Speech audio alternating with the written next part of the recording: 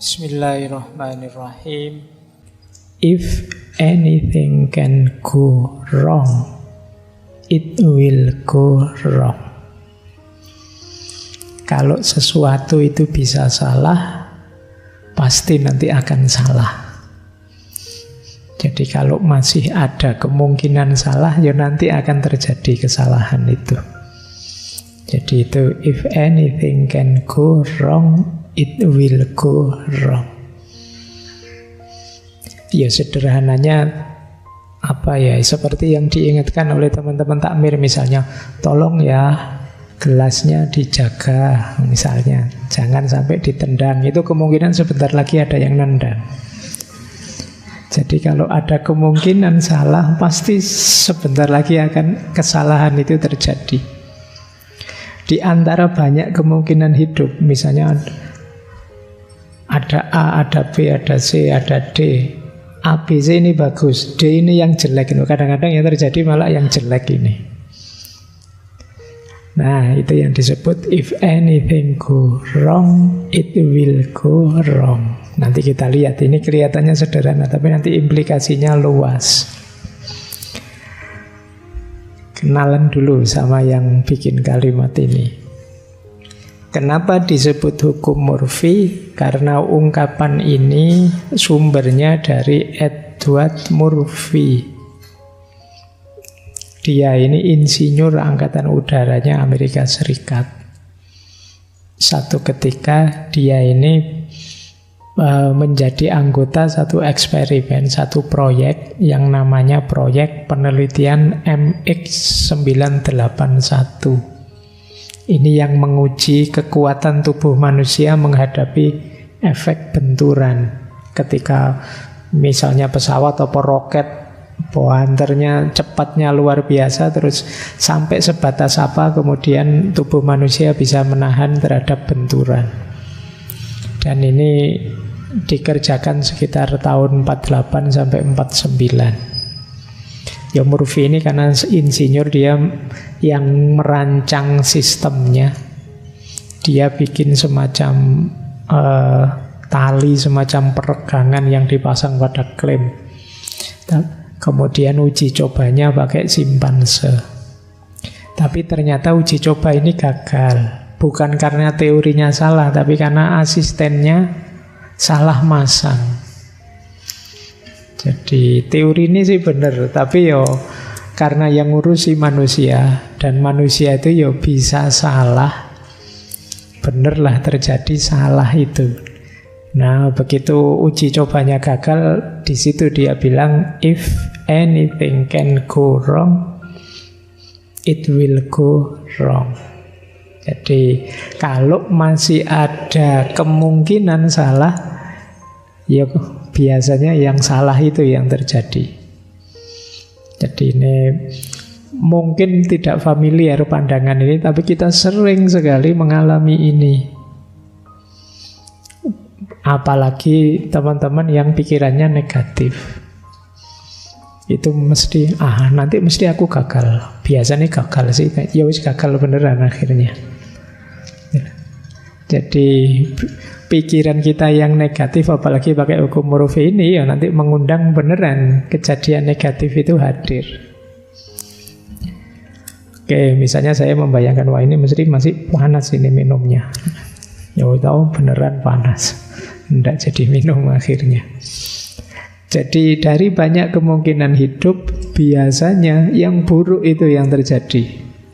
Kita minta atau tidak kita minta, kita undang atau tidak kita undang. Nanti ada contohnya banyak. Jadi satu kaidah ini nanti melahirkan banyak sekali kaidah-kaidah yang lain.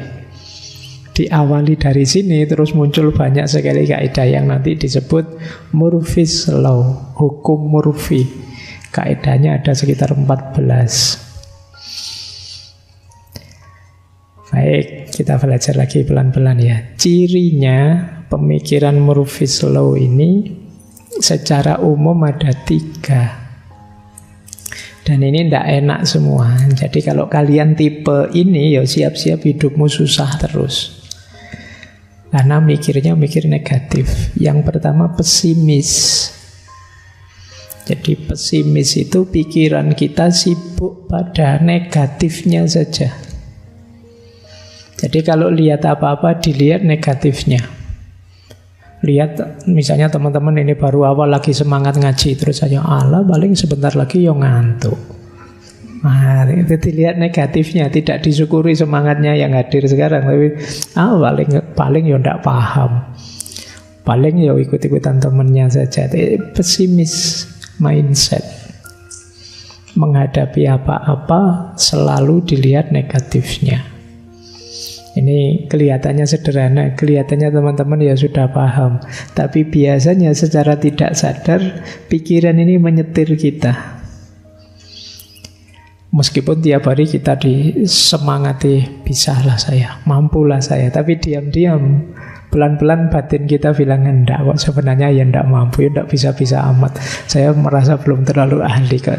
Itu jadi yang jadi penghalang keberhasilan kita itu kita sendiri. Mau baca buku saja, wah ini bukunya tebal sekali ya. Bisa kok saya selesaikan. Tapi dia mau bilang, jane ya mungkin tidak bisa. Sebenarnya ya berat. Itu kamu sendiri yang ngerem dirimu sendiri untuk sukses. Jadi cara berpikir yang serba pesimistik. Apa-apa dilihat tidak enaknya. Kalau waktunya hujan gini, waktunya ndak hujan gini, kamu sibuk betapa panasnya. Nanti hujan juga kamu susahkan betapa susahnya kemana-mana wong hujan. Lah kamu mintanya apa terusan? Ya minta itu yang ndak hujan, Pak, tapi ya ndak panas, jadi angin sepoi-sepoi, dingin. Tapi itu pun kalau kamu mindsetnya pesimis ya tetap mengeluh, aduh Pak, jemuran ndak kering Pak. Ya ampun lah. Jadi kamu mikirmu selalu negatif terus. Cirinya biasanya ya dua, tidak bisa bersyukur dan selalu mengeluh. Akhirnya kamu dimakan sendiri oleh mindsetmu. Kan sering orang bilang pikiran kita itu menentukan tindakan kita dan pada akhirnya menjadi penciri siapa kita. Ya kalau pikiran kita negatif-negatif, ya kita melihat segala sesuatu serba negatif, perilaku kita juga merespon adanya negativitas tadi. Jeleknya apa Pak? Kalau selalu merespon yang negatif, ya kamu kurang aktif. Akhirnya kamu sibuk, kalau sepak bola itu hanya sibuk biar tidak kebobolan. Kamu tidak berani nyerang. Biasanya yang kayak gini ya malah mudah kalah. Karena musuhmu tenang, karena tidak mungkin lah kamu nyerang, paling ya bertahan. Nah ini cirinya mindset pesimis. Yang kedua, fatalistik. Fatalistik itu percaya dengan bahwa hidup ini saya tidak mampu menguasai apa-apa, sudah ada yang ngatur. Entah mekanisme alam, entah Tuhan, entah sunnatullah, entah apa, pokoknya saya ini serba tidak berdaya. Kalau di ilmu kalam itu ada aliran namanya Jabariyah yang punya pandangan fatalistik bahwa hidup kita ini A sampai Z-nya sudah diskenario. Kemarin ada, saya lupa diskusi di mana itu, yang tanya, Pak ngapain sih Pak kita berdoa segala itu? Kan segalanya sudah diputuskan oleh Allah. Ya Allah itu maha kuasa, dia memutuskan, dia juga mampu kok mengubah keputusan. Kan semuanya sudah ditulis Pak di Lauhil Mahfudz. Ya, Lauhil Mahfudz itu ciptaannya Allah. Misalnya sudah ditulis, dihapus lagi kan juga tidak apa-apa. Kan yang kuasa kan tetap Allah. Jadi ini kadang-kadang kita tidak sadar punya cara berpikir fatalistik. Ya tidak salah, tapi kita harus ngerti ranah dan wilayahnya. Dulu pernah kita mengkaji Syekh Abu Hasan Al-Asy'ari itu tentang kebebasan. Semoga teman-teman sudah paham di mana titik-titik kita bebas dan di titik mana kita terikat. Tapi Murphy's Law ini agak fatalistik. Ya meskipun nanti bisa dibaca, oh Murphy's Law ini dia percaya pada sunatullah kok misalnya. Hidup ini memang kadang-kadang begitu, ada yang bilang begitu. Ada juga yang bilang sebenarnya tidak pesimis Pak. Murphy's Law itu optimis. Optimis pasti kita gagal. Ya ampun ya, kalau optimis pasti kita gagal itu apa bisa disebut optimis? Saya optimis Pak, mesti saya kalah itu. Saya tidak tahu ini optimis apa tidak optimis kalau kayak gini. Nah, itu ciri kedua, fatalistik. Ya ini agak berat kalau sudah fatalistik itu ya kalian cenderung pasif karena merasa hidup ini, kita ini seperti bulu yang diterbangkan angin, tidak tahu mau kemana arahnya apa. Itu kayak kalian yang punya prinsip, saya mengalir saja lah Pak hidup ini gitu. Ya mengalir, tapi kan kamu harus lihat dulu itu alirannya kemana, kamu mau dibawa kemana, tujuannya apa, kan begitu. Mengalir saja masih teman-teman mau begal, kamu ikut begal. Itu memang trennya begitu Pak. Ya Seneni Sunan Kalijogo nanti kamu. Jadi ciri kedua fatalisme. Ciri ketiga, pandangan Murphy's Law ini menampakkan betapa lemahnya manusia. Jadi ada dua karakter lemah manusia yang dibidik dalam Murphy's Law ini. Yang pertama kecerobohan, dan yang kedua lemah dalam pengendalian. Manusia itu punya akal, punya beberapa kemampuan pengendalian yang luar biasa. Tapi mungkin di antara makhluk-makhluk yang lain, yang paling ceroboh juga manusia. Yang paling mudah kepleset itu manusia. Kalau yang bukan manusia lebih istiqomah, di jalannya lebih lurus. Tapi manusia yang bisa neko-neko dan paling gampang keluar jalur.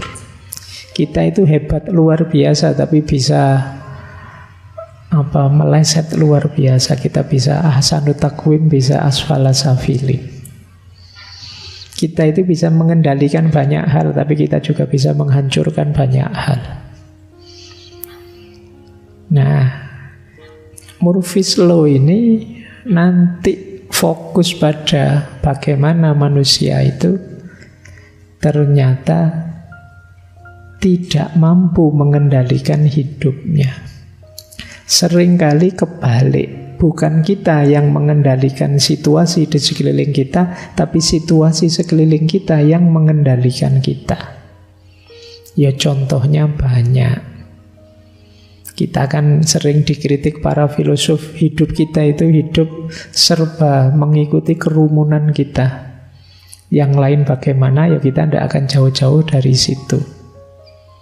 Itu menunjukkan kemampuan pengendalian diri kita agak lemah. Baik, ini 3 cirinya secara umum. Jadi konsep umumnya tadi yang bunyinya if anything can go wrong, it will go wrong. Sejarahnya seperti tadi, Kapten Edward Murphy dengan 3 ciri. Fatalistik, kemudian yang pertama pesimistik, dan yang ketiga kelemahan manusia yang ceroboh dan lemah dalam pengendalian. Sekarang kita lihat 14 hukum Murphy yang terkenal. Yang pertama tadi ya, ini yang pokoknya, anything that can go wrong will go wrong. Segala sesuatu yang bisa salah, ya akan salah. Kira-kira kamu bisa gagal enggak? Ya bisa Pak, ya kemungkinan kamu nanti gagal kalau pakai kaidah ini, karena fokusmu ke situ. Yang kedua mungkin lebih menarik, nothing is as easy as it looks. Tidak ada yang semudah kelihatannya. Segala sesuatu kalau kamu cermati seolah-olah mudah. Wah, nanti saya ke masjid, Sampai sana saya awali saja masih sepi toh. Nah, terus saya ngantri, lumayan dapat minum, terus duduk di depan itu. Oh, begitu kamu keluar kos-kosan, aduh, macet lagi. Nanti di tengah jalan ada apa lagi, ada. Terus sampai sini ternyata sudah banyak orang ngantri, lama lagi. Ternyata tidak semudah bayanganmu. Kuliah, besok rutin kok pagi biasa masuk kuliah jam 7, kemudian nanti keluar jam 9 bisa nongkrong lah di kantin, bisa itu. Begitu berangkat sampai kampus, alah bareng wisuda. Macet, tidak bisa masuk kampus. Itu kan kamu sering begitu. Tapi nothing as easy as it looks. Segalanya ternyata tidak semudah bayanganmu.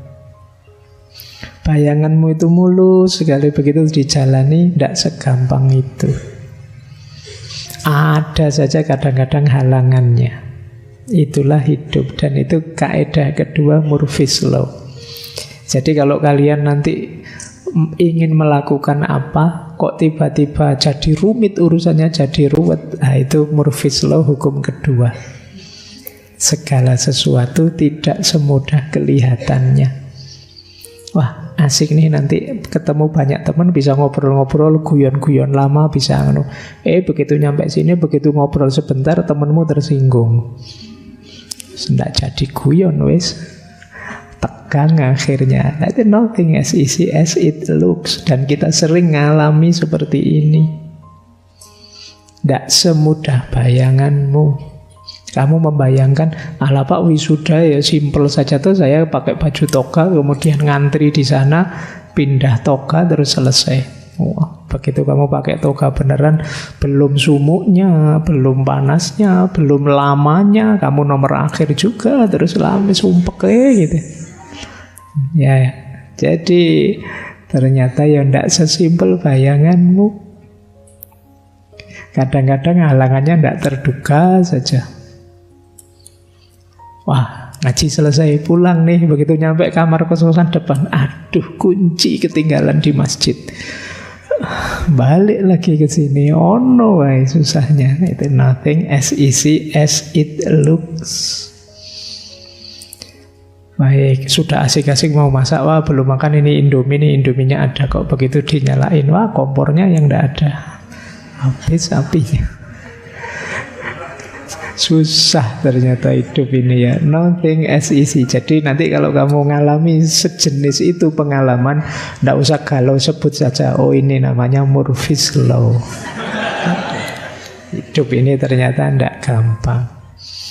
Mirip dengan kaidah ketiga, everything takes longer than you think it will. Segala sesuatu membutuhkan waktu lebih lama dari yang Anda perkirakan. Kalau ini contohnya banyak. Kayak kamu, wah, saya nulis makalah ya Pak, sehari 1 halaman saja, nanti seminggu dapat 7 halaman, sudah cukup bisa dikumpulkan. Baru pegang laptop, saya buka TikTok dulu, buka YouTube dulu, terus akhirnya iya, ndak jadi. Wong sehari cuma 1 halaman, ndak bisa. Sampai hari ke-7 baru setengah halaman. Jadi waktunya ternyata lebih panjang dari yang kamu bayangkan. Dan banyak itu. Mungkin kamu yang semester-semester awal membayangkan besok kuliah ya kira-kira 4 tahun lah. Nanti semester 6 sudah KKN pendek, nanti semester 7 sudah maju proposal, sudah itu. Ternyata ya kamu baru kaget, loh sudah 12 saya Pak semesternya. Jadi everything takes longer. Segala sesuatu ternyata waktunya tidak sependek yang kamu bayangkan. Dan kamu sering ngalami ini dalam hidup. Oke ya. Ya nanti kalau ngalami gini ya kamu bilang ini Murphy's Law, hukum ketiga. Jadi ini hidup ini rasanya berat gitu kalau pakai Murphy's Law, karena kita dapat pahitnya saja. Kita lihat lagi hukum yang keempat. If there is a possibility of several things going wrong, the one that will cause the most damage will be the one to go wrong. Jika ada kemungkinan beberapa hal salah, maka yang menyebabkan kerusakan paling besar biasanya yang terjadi. Jadi maksudnya apa? Misalnya kalian punya HP. HP itu ya biasanya ya kadang error apanya, kadang rusak apanya, kadang temper gelasnya retak, macam-macam penyakitnya. Tapi sejauh yang kamu tahu penyakitnya HP yang macam-macam tadi, biasanya yang kamu hadapi yang paling berat. Jadi temenmu baru saja bilang hati-hati lo pegang HP, kalau ke pantai kena air selesai HPmu itu. Kalau sekedar temper glass bisa diganti, tapi HPmu kecemplung laut selesai. Nah, itu kan misalnya begitu. Kok dilalah biasanya kamu akan ngalami itu. Main ke pantai lupa HP-nya di saku. Itu yang terjadi. Jadi biasanya kesulitan paling berat yang kamu bayangkan, masalah paling besar yang kamu bayangkan, itu yang muncul. Yang paling kamu takuti, itulah yang muncul. Ini bisa permainan pikiran, bisa juga ya negatifnya pikiranmu tadi. Misalnya kamu takut, jangan-jangan pasanganku selingkuh ini, jangan-jangan. Ternyata kamu kaget beneran. Bisa begitu. Itu Murphy's Law hukum keempat. Yang paling kamu takuti, itulah yang muncul. Yang resikonya paling besar, itulah yang terjadi. Maka hati-hati dengan pikiranmu. If anything simply cannot go wrong, it will anyway. Kalau ada sesuatu yang menurutmu tidak mungkin salah, perfect ini Pak, pada akhirnya akan muncul masalah. Tidak ada yang perfect. Ya ditunggu saja nanti ada masalahnya. Tidak bisa Pak, saya itu orangnya sabar, saya orangnya neriman, saya kena masalah apa saja mental Pak. Nanti tiba-tiba kamu dapat masalah yang kamu sulit sekali menanggungnya. Jadi ini Murphy's Law hukum kelima. Jadi ini mirip dengan yang keempat tadi. Kalau yang kelima ini, yang menurutmu tidak mungkin ada masalah, ternyata ada masalah. Dan muncul masalah. Itu persis kayak kamu kaget, tiba-tiba artis ini loh pengumuman mau cerai misalnya. Bayanganmu kan tidak mungkin, ideal loh orang ini sejak kemarin. Ternyata bisa begitu. Itu Murphy's Law hukum kelima. Yang tidak terbayangkan ada masalah, tunggu saja, nanti akan muncul ada masalah. Ya karena manusia tidak ada yang sempurna. Lanjut, Murphy's Law hukum keenam. Jika menurutmu ada 4 kemungkinan salah, terus yang 4 ini berusaha kamu hindari, biasanya muncul yang kelima, yang kamu tidak ngantisipasi. Misalnya kamu mau touring. Wah, biasanya saya itu mudah pusing, bawa obat pusing. Biasanya saya itu mudah masuk angin, bawa obat masuk angin. Biasanya kamu bawa semua. Ternyata yang kamu rasakan justru yang kamu tidak bawa obat, tiba-tiba di perjalanan kamu mencret misalnya. Aduh, kok tiba-tiba perut mulus, ini tidak diantisipasi. Jadi kamu mengantisipasi 4, yang datang yang kelima. Ada saja. Kayak tadi ya, ini sudah tak bawa, enggak? Sudah. Yang ini sudah saya bawa, atau sudah. Ini sudah kok, semuanya sudah. Begitu sampai di stasiun atau di terminal di bandara, aduh, ada yang ketinggalan, mesti gitu. Jadi dari 4 yang kamu antisipasi, biasanya muncul 1 yang meleset, dan itu muncul. Ini Murphy's Law hukum yang kelima. Jadi ini kamu mengikuti Murphy's Law ini jadi sumpek hidup ini ruwet, susah sekali. Yang ketujuh, segala sesuatu itu jika dibiarkan